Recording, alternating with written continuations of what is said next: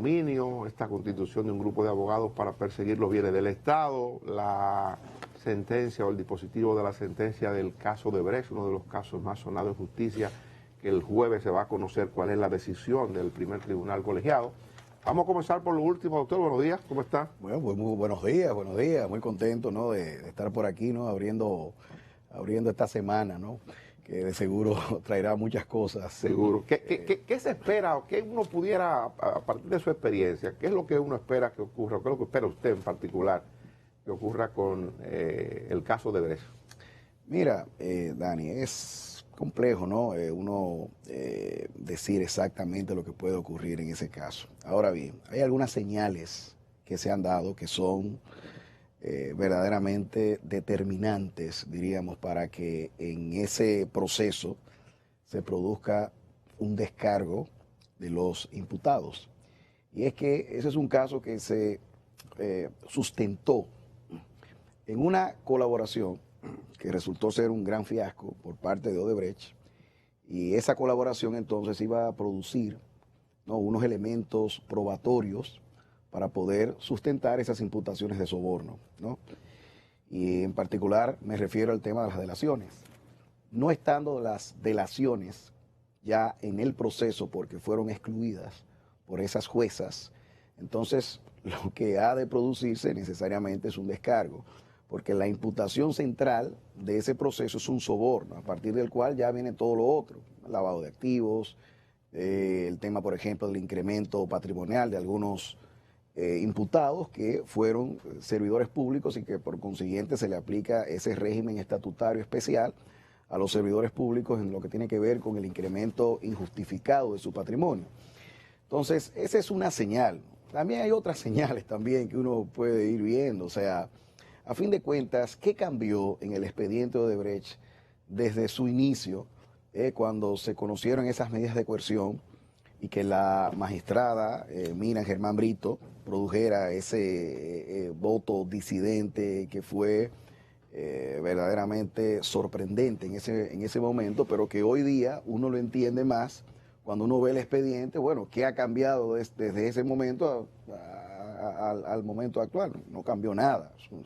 El expediente no tiene nada nuevo que pueda hacer variar ese criterio. Entonces, y bueno, y luego entonces uno ve el silencio, ¿no?, de algunos de los miembros del Ministerio Público que prácticamente han dejado ese proceso únicamente en quienes desde un inicio participaron del mismo, ¿no?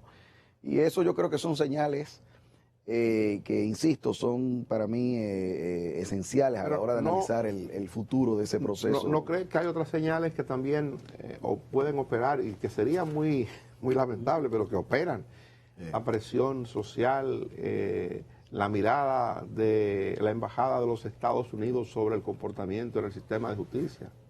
Bueno, sí, eso es un elemento obviamente a considerar. Ahora, hay que conocer a esas juezas para entender, ¿no?, que son juezas, ¿no?, que lo que analizan fundamentalmente es el derecho, ¿no? Y siempre se les ha conocido a ellas por un apego a lo jurídico esencialmente, porque un buen juez no puede dejarse influenciar, ¿no?, por presiones externas de un proceso. Doctor, pero Francisco Ortega Polanco es un buen juez. Y de hecho, excelente juez. Un tolete de juez. Un excelente escribió juez. un libro de referencia. Un gran amigo. Y a mi amigo también. Amigo, un libro de referencia que es, ¿cómo se llama? El Código Procesal Penal. Claro, por un buen ejercicio. Claro, de referencia, un manual de referencia, claro, en la Escuela de Derecho Penal en todo el país. Y él, en ese caso, él agarró todo lo que él escribió en ese libro, todo sin excepción, y lo viró para atrás. Pero diríamos que el caso del magistrado Ortega le tocó no conocer de la etapa preliminar. Obviamente también conoció de las medidas de coerción, y ahí sí me parece que fue pues un ejercicio de contradicción que o de presiones que se ha dado mucho a partir de esas bueno, de esa política del ex procurador Domínguez Brito de satanizar el sistema de enjuiciamiento, ¿no?, de presionar indebidamente a los jueces.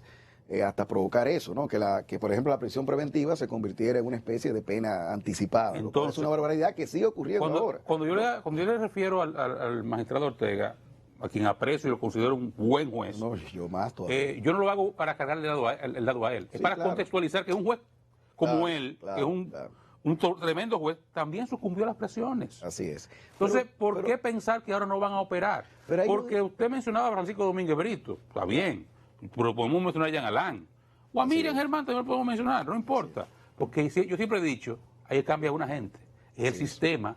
Jenny Berenice está igualita, que ella fue la que puso a la juez Cristo a que le fallara como quisiera, o era una delincuente. Están todos ahí igualitos. Entonces, ¿usted cree que esas juezas van a ponerse por encima de eso? Yo creo que sí, porque esas señales ya se han dado y obviamente, y eso ha causado un revuelo, al punto tal de que el Ministerio Público ha hablado ya cosas, diría, fuera de tono, ¿no?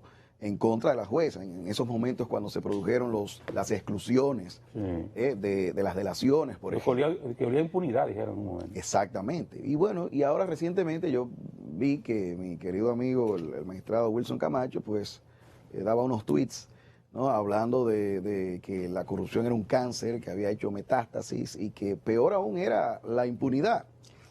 Y yo le añadiría a eso que más allá de la impunidad, lo peor sí sería condenar a un inocente, porque eso siempre ha sido algo que en cualquiera de los ordenamientos jurídicos de las sociedades occidentales. En resumen, se ha visto ¿usted como tiene una la esperanza de que en este tribunal aparezca la pulgada de juez? Yo creo que sí, pero lo digo desde obviamente viendo lo que ha sido el devenir del proceso en los medios de comunicación, lo poco que he podido ver del mismo, pero es que yo no veo manera de condenar a una persona por soborno cuando no hay ningún elemento probatorio que uno pueda decir, bueno, uno recuerda, por ejemplo, los casos, los Vladivideos, pero habían unas pruebas ahí que eran contundentes. Pero en este momento yo nunca he visto una transferencia, un cheque, un video, una grabación, o sea, ni siquiera una confesión concreta, porque en el caso de las delaciones de Odebrecht, siempre fueron de que ellos creían que bueno, que siempre el elemento dubitativo estaba de por medio. Entonces así no se puede condenar a una persona. Entonces, en el caso de la etapa preliminar, bueno, ahí sí un juez lo que analiza es si esa acusación tiene méritos para ser conocida en un juicio. Entonces uno puede decir, bueno, en ese caso ahí diríamos que el juez no tiene que hacer un enjuiciamiento, ¿no? De culpabilidad o absolución. Aún así, yo pienso que ese expediente debió quedarse ahí, no debió pasar a un juicio, ¿no? Para que se viera todo lo que se ha verificado, ¿no? A lo largo de ese proceso. Doctor, su opinión sobre uno de los temas que les ponía al principio de este grupo de abogados que va a asistir al Ministerio Público en el interés del Estado de perseguir bienes mal habidos, bienes sustraídos al Estado dominicano. ¿Cómo enjuicia esto? ¿Le ve posibilidad de éxito? Bueno, yo le deseo mucha suerte, ¿no? A todos esos amigos que yo veo ahí, muy talentosos, muy queridos, ¿no? Pero no sé, no es la primera vez que se ve eso en la historia judicial dominicana. Ya sucedió, por ejemplo, en el caso Peme. Se inició el caso Peme y eso terminó en otro proceso, en otro gobierno. Ese otro gobierno, por ejemplo, desconoció, diríamos, esos contratos. Entonces, yo lo que veo es que esos casos duran tanto tiempo, ¿no? Que lo que es recuperar bienes, que hay que ver cuáles son esos bienes, determinar todo eso, ¿no? Me parece una tarea muy difícil y que no tendría precedentes en la historia de la República Dominicana. Pero visto así, perdone, antes le quiero brindar una taza de café Santo Domingo. Por favor. Café del bueno. Gracias. Señorita. Visto así, Mejor café. da la impresión de que esa es una tarea que va a fructificar rápido. O sea, visto así, eso uno lo pudiera ver en el contexto del gobierno, de buscar fondos para el gobierno dominicano, que él hace falta fondos, por eso ahora nos vamos a embarcar en un proyecto de reforma fiscal. O sea, a uno le da la sensación de que hay como la visión de que pudiera tener resultados a corto plazo. Sí, pero la verdad es, Dani, yo creo que lo mejor era fortalecer o seguir fortaleciendo al Ministerio Público. De hecho, el Ministerio Público, conforme al Código Procesal Penal, representa a la sociedad en procesos de esa naturaleza. Y puede ejercer incluso lo que se llama el papel de actor civil, de reclamar las indemnizaciones que corresponden al Estado, que es lo que estos abogados pueden hacer. O sea, reclamar las indemnizaciones que corresponden al Estado, porque ya buscar lo robado, como se le denomina, ¿no? Quizás un poco de manera, poco rigor, ¿no?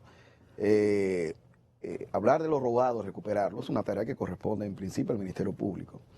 También hay elementos que a mí en lo particular me preocupan. Si esos abogados deciden querellarse contra una persona determinada y el Ministerio Público decide no presentar una acusación, ¿qué va a pasar ahí? O sea, ¿se va a respetar el criterio del Ministerio Público o va a prevalecer el interés de esos abogados? Es un buen detalle. Hay muchas cosas que se pueden ver, ¿no? ¿Qué cosas pudiera prevalecer ahí? ¿Cuál es el árbitro? Exactamente. El grupo de abogados dice, bueno, vamos contra fulano de tal. Y entonces el Ministerio Público dice, no, pero... Yo no tengo nada en contra de esa persona, por ejemplo. Entonces, de hecho, alguien pudiera decir que eso pudiera ser una forma, ¿no?, de intentar influenciar en las decisiones del Ministerio Público de encausar o no a una persona, porque... A ese grupo de abogados los contrata el gobierno. Los contrata el gobierno, ¿no? Pero el gobierno no tiene diferencia, no tiene influencia en el Ministerio Público. Exactamente, ¿no? O sea, son muchas cosas que traerán cuestionamientos. Pero como usted dice que mejor era fortalecer el Ministerio Público, ¿hay pago de recursos a estos abogados? Bueno, claro que sí, claro que sí. ¿Ustedes dijeron que ellos solamente iban a cobrar al final un 15%? Bueno, a mí me parece que yo creo que deben haber pagos por lo menos adelantos. Hay muchas veces hay una oferta que se conoce entre la comunidad jurídica, se habla de que hay pago de por lo menos una cuota fija de $5,000 mensual. En la se ha hablado de eso. Para cada uno de los abogados que participen. O sea, $150,000 mensual. No, 50,000, es $5,000, $5,000 mensual. Bueno, pero por 30, ¿Por ¿no? 30? Son 30, bueno, 35, sí. ¿no? Pero no para los coordinadores, para los coordinadores son 10,000, yo creo. Bueno, no sé, pero... ¿Es un solo coordinador? Debe ser un solo coordinador. Jorge Luis. No, porque, bueno, hay una comisión, ¿no?, que es la que coordina el buen amigo Jorge Luis Polanco, pero creo que también hay unos coordinadores de equipos en función, por ejemplo, de los casos que hay ahora mismo en el sistema, ¿no? Mucho dinero. Por ejemplo, el caso Coral, habría un coordinador y otros entonces serían los miembros. Todavía, la legislación dominicana todavía establece que para enajenar una propiedad privada hace falta una sentencia definitiva de un juez. Sí, claro que sí, porque a fin de cuentas es un decomiso, por ejemplo. El decomiso es una sanción penal que por ende precisa de un proceso penal completo, ¿no?, íntegro. Y la indemnización que también se da o se cobra cuando la sentencia adquiere lo que decimos nosotros, la autoridad la cosa irrevocablemente juzgada. Eso que recorre todas las instancias, ¿no?, del sistema de enjuiciamiento penal. A uno le preocupa siempre el Estado. $5,000 mensuales por ¿cuántos? 10 años. ¡Wow! El Estado de Derecho, doctor. El Estado de Derecho. Las garantías jurídicas, que son elementos fundamentales en una democracia y en un sistema como el nuestro, ¿verdad? Sí. Hemos visto como un entusiasmo a partir de rumores, cosas que se dicen. Pasó con un caso de un exfuncionario, o no sé si sigue ahí en el Ministerio de Salud Pública, que estaban vendiendo unos nombramientos. ¿Dónde está ese expediente? Nada. Ha pasado ahora y veo un comunicado que publica un señor hablando de violación a sus derechos fundamentales, y el artículo 44 de la Constitución lo establece, el derecho a la intimidad y el honor personal. Se habla de un caso de la Dirección de Impuestos Internos que llevó la Dirección de Ética Gubernamental, y él publica un comunicado hoy en la página 14 del periódico Diario Libre, donde señala que nadie lo ha llamado para nada y que su nombre ha sido tirado al público a conocer cuestiones que no se han definido y que hay violación al derecho procesal y a todas estas cosas. El señor Lorenzo Natanael Ogando de la Rosa. ¿Cómo ve usted como abogado estos procesos a partir de un entusiasmo a veces sin sustento jurídico, sin mérito para los tribunales? Bueno, Giomar, la verdad es que muy preocupante. Yo la verdad tengo grandes decepciones de cómo la política de persecución se ha llevado de encuentro todo ese régimen de garantías que nosotros que hemos diseñado desde hace muchísimo tiempo acorde con los tratados internacionales, porque ni siquiera es un tema que ha surgido en República Dominicana, son compromisos que tiene el Estado Dominicano con lo que se llama el bloque de constitucionalidad, ¿no? La Convención de San José, el Pacto de los Derechos Civiles y Políticos. Entonces, todo eso se ve cuando aquí prácticamente se hacen imputaciones para las medidas de coerción. ¿Por qué para las medidas de coerción?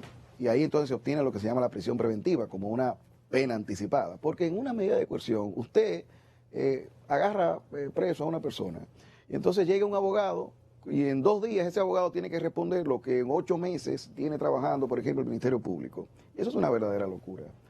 ¿Qué es lo que pasa? Bueno, que como el tema de Odebrecht, por ejemplo, llegan a los juicios, y en los juicios, que es donde deben discutirse los casos, entonces salen a relucir las debilidades de un proceso, porque no se hacen las auditorías, porque no se recaban los elementos probatorios, porque no se piensa en el juicio. Entonces, ¿qué estamos nosotros promoviendo? Estamos promoviendo una especie, un paredón que se dan en esas medidas de coerción, que no son juicios, no deberían ser juicios. Sin embargo, lo que estamos viendo es que todo ese régimen de las garantías ha sido proscrito, y la prisión preventiva termina siendo un mecanismo de presión para que las personas incluso admitan lo que no han cometido para poder salir. Y esto es algo que se ha estudiado ya, bueno, el caso del lawfare que se habla, a propósito del caso de Lula, que se han escrito ya tratados sobre este tema, incluso el magistrado Eugenio Raúl Zaffaroni, argentino, ex juez de la Corte Interamericana de Derechos Humanos, pues ha explicado todo esto, ¿no?